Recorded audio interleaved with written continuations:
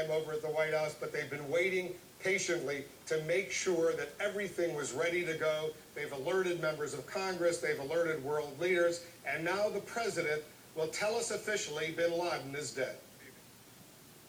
Tonight, I can report to the American people and to the world that the United States has conducted an operation that killed Osama Bin Laden, the leader of Al-Qaeda, and a terrorist who's responsible for the murder of thousands of innocent men, women, and children.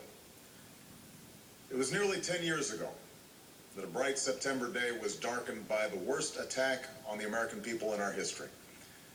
The images of 9/11 are seared into our national memory. Hijacked planes cutting through a cloudless September sky, the Twin Towers collapsing to the ground, black smoke billowing up from the Pentagon, the wreckage of Flight 93 in Shanksville, Pennsylvania, where the actions of heroic citizens saved even more heartbreak and destruction. And yet we know that the worst images are those that were unseen to the world. The empty seat at the dinner table, children who were forced to grow up without their mother or their father, parents who would never know the feeling of their child's embrace, nearly 3,000 citizens taken from us, leaving a gaping hole in our hearts. On September 11th, 2001, in our time of grief, the American people came together. We offered our neighbors a hand, and we offered the wounded our blood. We reaffirmed our ties to each other and our love of community and country. On that day, no matter where we came from, what God we prayed to, or what race or ethnicity we were united as one American family. We were also united in our resolve to protect our nation and to bring those who committed this vicious attack to justice. We quickly learned that the 9/11 attacks were carried out by Al-Qaeda, an organization headed by Osama Bin Laden, which had openly declared war on the United States and was committed to killing innocents in our country and around the globe.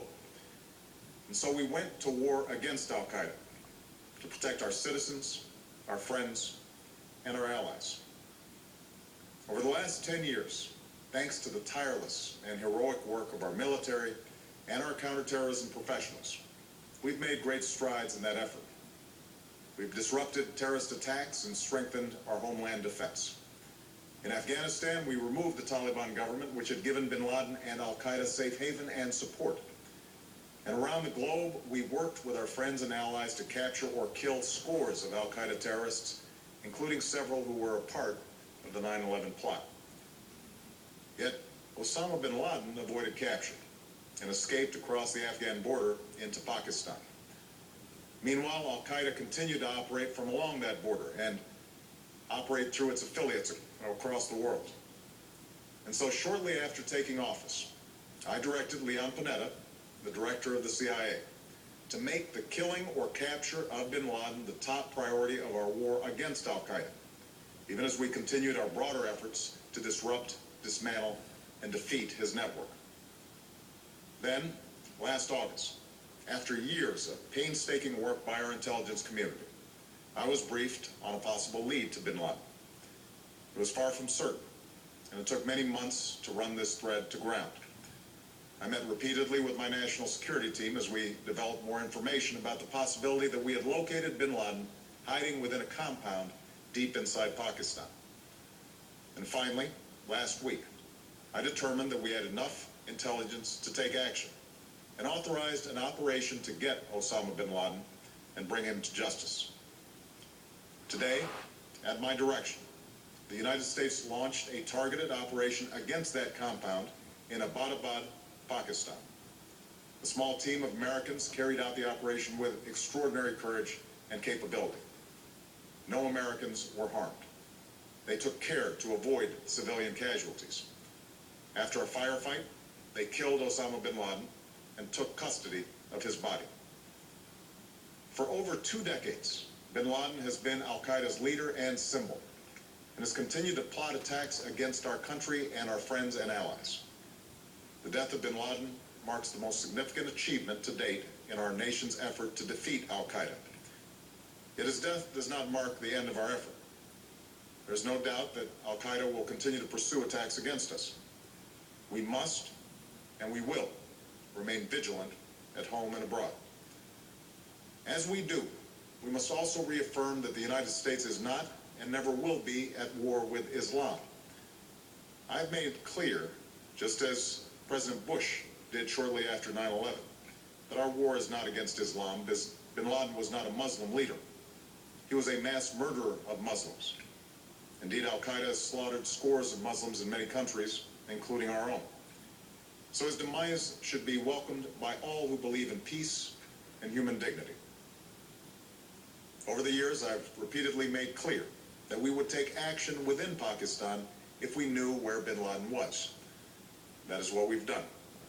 But it's important to note that our counterterrorism cooperation with Pakistan helped lead us to bin Laden and the compound where he was hiding.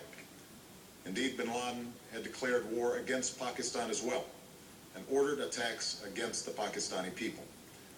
Tonight, I called President Zardari, and my team has also spoken with their Pakistani counterparts. They agree that this is a good and historic day for both of our nations. And going forward, it is essential that Pakistan continue to join us in the fight against al-Qaeda and its affiliates. The American people did not choose this fight. It came to our shores and started with the senseless slaughter of our citizens.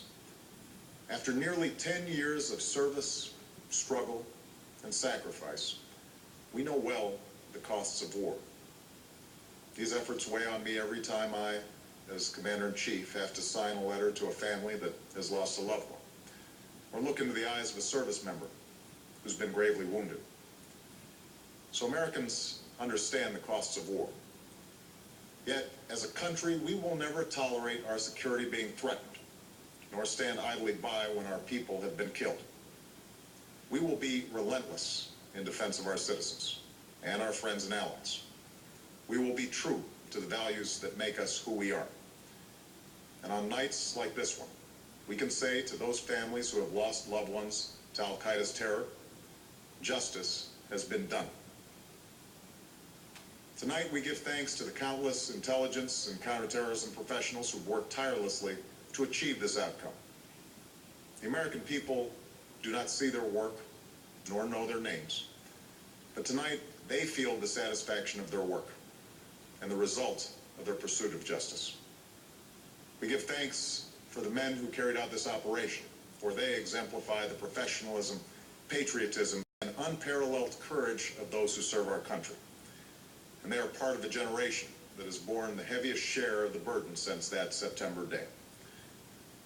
Finally, let me say to the families who lost loved ones on 9/11 that we have never forgotten your loss, nor wavered in our commitment to see that we do whatever it takes to prevent another attack on our shores. And tonight, let us think back to the sense of unity that prevailed on 9/11. I know that it has at times frayed. Yet today's achievement is a testament to the greatness of our country and the determination of the American people. The cause of securing our country is not complete, but tonight we are once again reminded that America can do whatever we set our mind to. That is the story of our history. Whether it's the pursuit of prosperity for our people or the struggle for equality for all our citizens, our commitment to stand up for our values abroad, and our sacrifices to make the world a safer place. Let us remember that we can do these things not just because of wealth or power, but because of who we are. One nation, under God, indivisible, with liberty and justice for all. Thank you. May God bless you. And may God bless the United States of America. President of the United States